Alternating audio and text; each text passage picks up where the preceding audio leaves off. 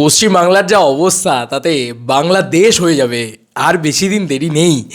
এবং বাংলাদেশে যা যা ঘটে ঠিক তাই তাই ঘটছে, মানে অলরেডি তাই তাই ঘটছে।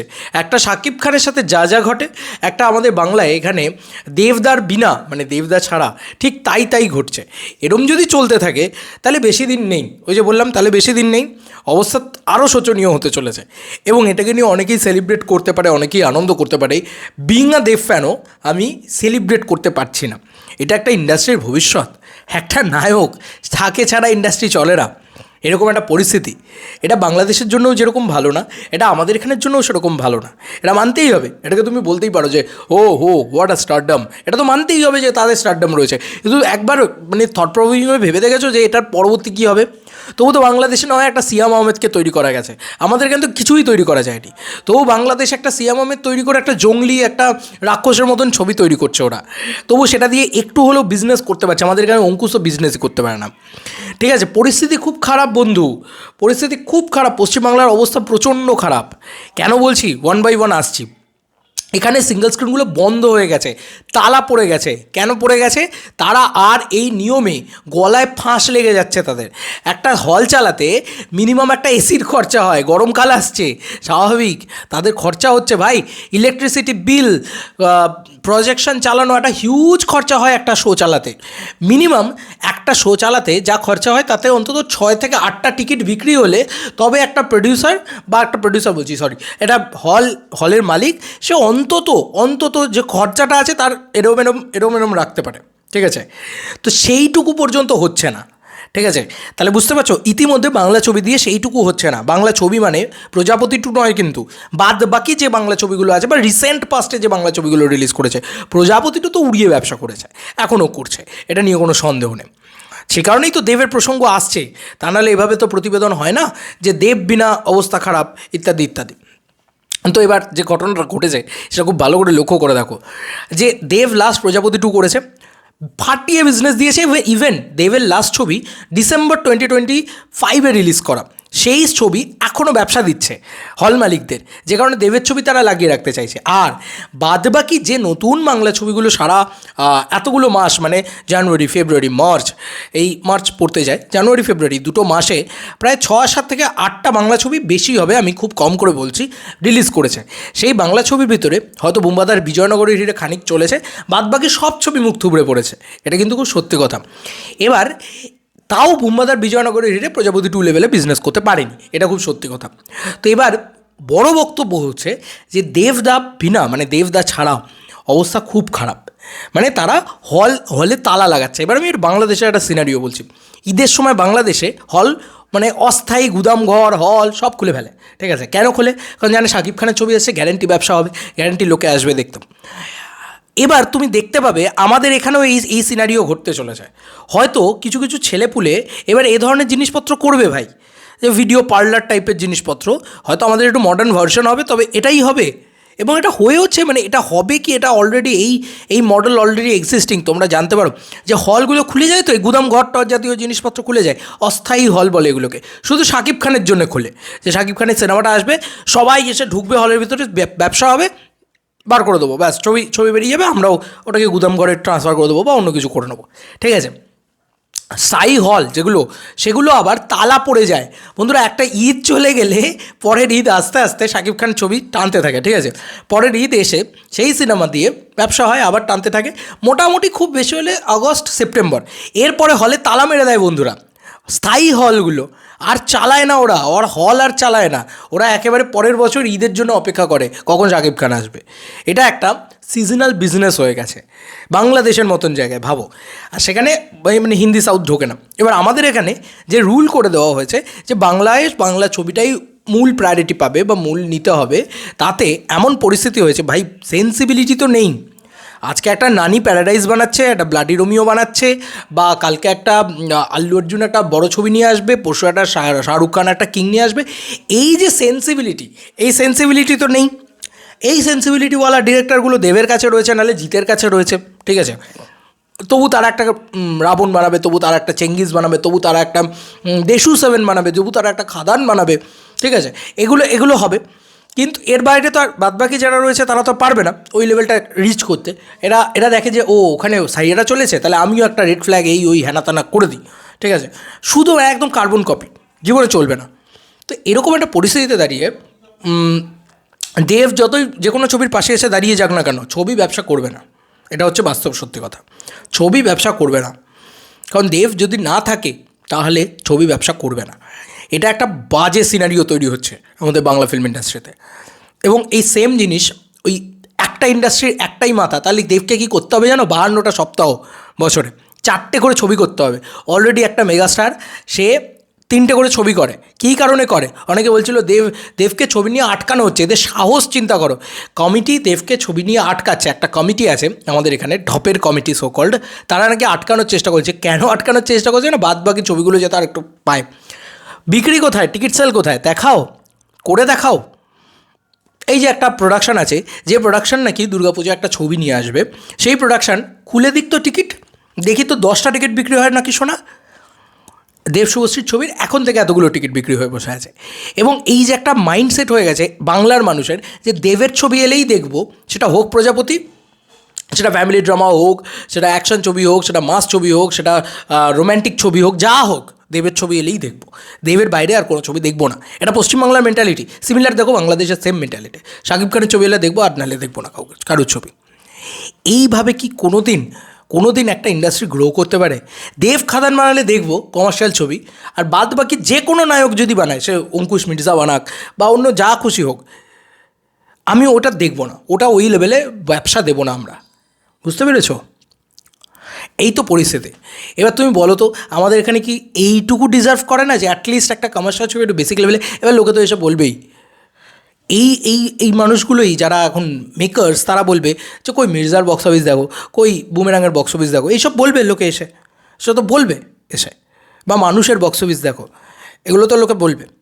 তাই জন্যই আমরা কমার্শিয়াল ছবি বানাই না, হ্যাঁ না তা না, ঠিক আছে।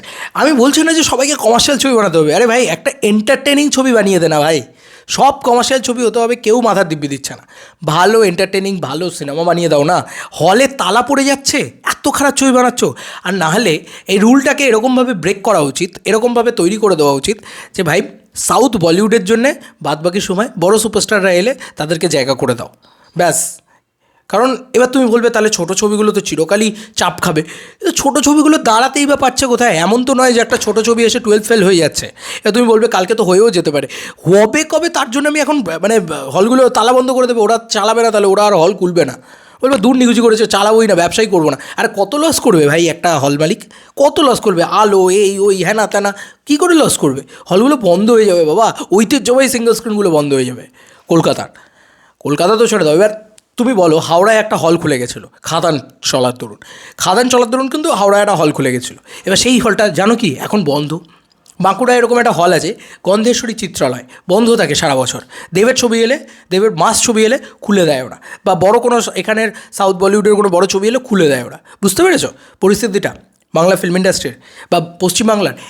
একদম মানে যা অবস্থা এখন বাংলাদেশে, সেম অবস্থা এখানে। যে ভাই বাংলাদেশে একটা নায়কের ছবি চলে, সেটা শাকিব খান, আর আমাদের এখানে একটা নায়কের ছবি চলে, সেটা দেব। সে মাল্টিপ্লেক্স হোক, সিঙ্গল স্ক্রিন হোক, একটাই মাসিয়া দেব ছাড়া কোনো কথাই হয় না। যাই করে তাতে শোনা হয়ে যায় না, যায় কেন? কারণ ওর ছবি কন্টেন্টের জোরে চলে না। শাকিব খানের ছবিও কন্টেন্ট, ওই লোকটাকে লোকে দেখতে চায়, ব্যাস। একটাই লোক, একটাই মাসিহা, ওকে দেখতে চায়, ব্যাস। ওই ডান, ওখানেই শেষ গল্প। এটা তো দর্শকেরও একদিক দিয়ে দোষ আছে, এবং আরেকটা স্টেটমেন্ট, আরেকটা ন্যারেটিভ কোথাও গিয়ে তৈরি হয়েছে, যেহেতু এরকম একটা পরিস্থিতি হয়েছে যে সাউথ বলিউড ঢুকে পড়বে, বাংলায় ডাবিং ফাবিং করে বাংলা একদম খেয়ে ফেলবে, ঠিক আছে। এই একটা স্টেটমেন্ট তৈরি হয়েছে, এটা আমিও মনে করতাম ওয়ান্স আপন এ টাইম। কিন্তু এখন আমার একটা জিনিস পরিষ্কার মনে হয়েছে, যখন পুষ্পা 2 বাংলায় রিলিজ করে না, যখন কান্তারা 2 বাংলায় রিলিজ করে না, তখন এইটুকু ক্লিয়ার হয়ে যায় যে এই বাংলা মানে যে কোনো 200 কোটি টাকার ছবি, 400 কোটি টাকার ছবি, 500 কোটি টাকার ছবি, 600 কোটি টাকার ছবি বাংলা ডাবে রিলিজ করতেই দেবে না এখানে। এটা কারা করবে আমি জানি না, কিন্তু দেবে না করতে, কারণ দিলে জানে শেষ হয়ে যাব আমরা। তো তুমি দেখো পুষ্পা 2 কিন্তু বাংলায় রিলিজ করেনি, পশ্চিমবাংলায় করার কিন্তু কথা ছিল, ওরা অনেক খেটেছিল বাংলা নিয়ে, তারপরেও কিন্তু করতে পারেনি। কান্তারা সিমিলার, কালকে যদি নানির ওই প্যারাডাইজ ছবিটাও বোধহয় বাংলায় আছে, বাট ওটাও করবে না, দেখে নিও, মিলিয়ে নিও, নেটফ্লিক্সে হয়তো বাংলা ভার্সন অ্যাভেলেবেল হবে, রিলিজ করতে দেবে না। কারা দেবে না আমি জন্য, কিন্তু এটা একদিক দিয়ে ভালোই, ঠিক আছে, না করতে দেওয়াই ভালো। যা অবস্থা ইন্ডাস্ট্রির, মানে একেবারে ডুম অবস্থা, ডুম। আর বললেই আমাদের খারাপ, আমরা খারাপ, ইত্যাদি ইত্যাদি এইসব চলতে থাকে। ভাই নিজের খারাপটাকে অ্যাড্রেস করে এগিয়ে যাই না, দেব তো দেবের মতন কাজ করে যাচ্ছে।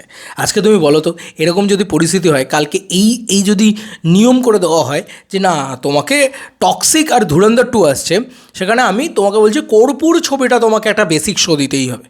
হল মালিক হলটাকে কী করে বলো তো, এখন তালা লাগাবে, বলবে থাক আমি অন্য ব্যবসা করে নেবো, আমি এখানে মল তৈরি করে দিচ্ছি, দরকার নেই আমার হল চালানোর, আমি এখানে মল তৈরি করে দিলে বাবা 2 পয়সা বেশি কামাতে পারবো, এটাই বলবে লোকে, বিশ্বাস করো।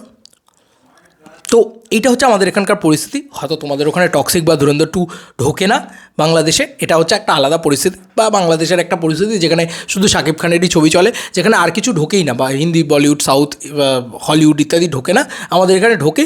তাই তবু হল মালিকগুলো একটু সারা বছরে অক্সিজেন পায়, সেটাকেও বন্ধ করে দেওয়ার চেষ্টা করা হচ্ছে। ভাই সারা বছরে হল মালিকদের হিন্দি সাউথ চালাতে দাও, এবার যখন দেব আসছে তখনও তাদের হিন্দি সাউথ চালাতে দাও, দেব লড়ে নেবে হিন্দি সাউথের সাথে, এটাও দেব। আবার এখানে দেব আসে, আবার এখানে দেব নামটা কেন এত জল করছে, সে শাহরুখ খানের সাথে লড়ে নিজের শো দখলে রাখার চেষ্টা করে এবং ফাটিয়ে রাখে সেটা, দখলে রাখে, শুধু এরম নয় যে দখলে রাখে, সব শো নিজের দিকে টেনে নেয়, এটা দেব। আমি এইটা মনে করি যে বাংলাদেশে হয়তো মেগাস্টার শাকিব খানকে এই লড়াইটা লড়তে হয় না, শাহরুখ খানের সাথে লড়াই করতে হয় না, সালমান খানের সাথে লড়াই করতে হয় না, এই যে যত সাউথের আর্টিস্ট রয়েছে আল্লু অর্জুনের সাথে লড়াই করতে হয় না, কিন্তু দেবকে এটা করতে হয় আমাদের এখানে, এবং করে সে নিজের দিকে সমস্ত শোজ টেনে নেয়। যে কারণে আমাদের এখানকার হল মালিকরা বলছে যে দেবের ছবি এলে যাও বা ব্যবসা দেয়, বাদবাকি কারোর ছবি এলে ব্যবসা দিচ্ছে না, আমরা হল বন্ধ করে দিচ্ছি, কারণ এই নিয়ম আমাদের পক্ষে মানা সম্ভব না। 4টে হিন্দি ছবি দেখা যাবে, আবার বলছি দেখা যাবে এমন একটা পরিস্থিতি, এই যে রাজা সাব ছবিটা এলো, রাজা সাবের যা মাল্টিপ্লেক্স কালেকশন, তার থেকে প্রজাপতি 2 এর মাল্টিপ্লেক্স কালেকশন বেশি। পশ্চিমবাংলায় রাজা সাবের যা মাল্টিপ্লেক্স কালেকশন, তার থেকে প্রজাপতি 2 এর মাল্টিপ্লেক্স কালেকশন বেশি, ভাবা যায়, প্রভাসের ছবি।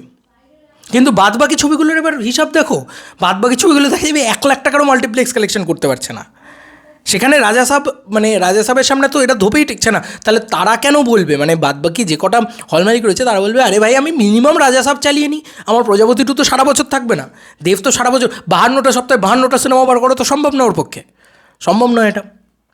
কিন্তু এবার তাহলে কী করতে হবে, যে দাদা একা কাঁধের সিনেমা ইন্ডাস্ট্রিটাকে টানে, তো তাকে সিনেমা আনতে বাধ্য, না আনতে বলার থেকে তার পায়ে গিয়ে পড়বে এবার গোটা ইন্ডাস্ট্রি, মিলিয়ে নিও আমার কথা, তার পায়ে গিয়ে পড়বে এবার গোটা ইন্ডাস্ট্রি, এসে বলবে আপনি প্লিজ দয়া করে, বা তুমি প্লিজ দয়া করে সব গোটা ইন্ডাস্ট্রির জন্যে 4টে করে ছবি করো বছরের শুরুতে একটা ছবি, মিডিলে একটা ছবি, পুজোয় একটা ছবি, ক্রিসমাসে একটা ছবি, এরমভাবে করো, তাহলে যদি ইন্ডাস্ট্রি বেঁচে থাকে। এই তো পরিস্থিতি ইন্ডাস্ট্রির, কেউ অন্য কোনো নায়কের ছবি দেখতেই যায় না এখানে। তো ইন্ডাস্ট্রি খুব খারাপ জায়গায় রয়েছে, এটা আমি বারবার বলছি, আমাদের পশ্চিমবাংলা ইন্ডাস্ট্রি কোনো প্রচণ্ড খারাপ জায়গায় রয়েছে, এবং ফেস্টিভ্যাল ছাড়া ছবি চলে না। দেখো এক অবস্থা বাংলাদেশের সাথে, কিচ্ছু ভুল নেই। এবার দেখবে আমার তো ভয় লাগছে যে এরকম না হয়ে যায় যে ওয়ান্স আপন আজ থেকে 2-3 বছর বাদে যে দেবের ছবি শুধুমাত্র চলে, এটা একটা হলো, তারপরে দেখা গেলো দুর্গাপুজো আর ক্রিসমাসেই হয়তো হলগুলো খোলে আর বাদবাকি সময় তালা লাগিয়ে রেখে দেয়। সেটা যদি না হতে হয় তাহলে হিন্দি সাউথকে জায়গা করে দাও, হলগুলো অন্তত চালিয়ে বাঁচবে লোকে। সত্যিই ভাই বাংলা সিনেমা নিয়ে কথা বলে সারা বছর অর্থ উপার্জন করাও খুব ডিফিকাল্ট। যে ইন্ডাস্ট্রি ডুম হয়ে গেছে সেই ইন্ডাস্ট্রিকে নিয়ে কী হবে, সেই ইন্ডাস্ট্রিকে নিয়ে কথা বলেই বা কী হবে, এরকম একটা পরিস্থিতি তৈরি হয় আমাদের জন্যে। সিরিয়াসলি বলছি, এটা নিয়ে কোনো সন্দেহ নেই। তুমি দেখো না আজকে হিন্দি সাউথ নিয়ে কথা বললে কত লোক কত ভিউজ পাচ্ছে, পাবে নাই বা কেন, তারা সেরকম ছবি করছে। আমি বারবার দেবদা আমাকে বলছিল না তোর চ্যানেল কেমন চলছে, আমি তখনই বলেছিলাম যে দাদা তুমি খাদানের মতন ছবি করলে আমরাও বেঁচে থাকবো।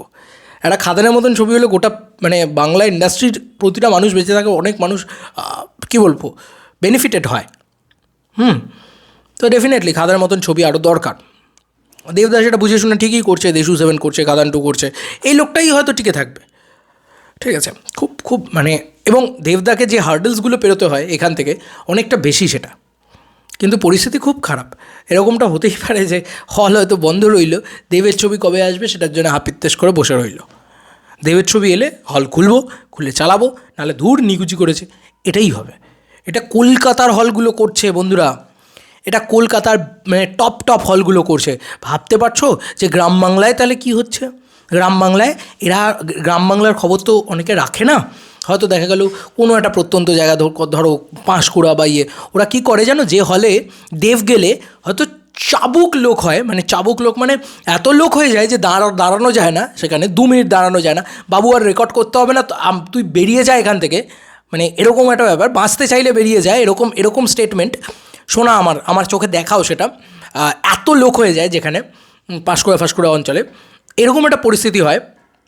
সেইখানে আমি শুধু সেই জায়গাটার কথা বলছি যে মানে সেখানে হয়তো দেখা যাবে এখন হলটা তালা মেরে বসে আছে, কারণ ছবি নেই তো, দেবের ছবি নেই না। সত্যি কথা বলতে দেবের ছবি থাকলে তারা আবার খুলে এই জিনিসপত্র করবে, তাই তো?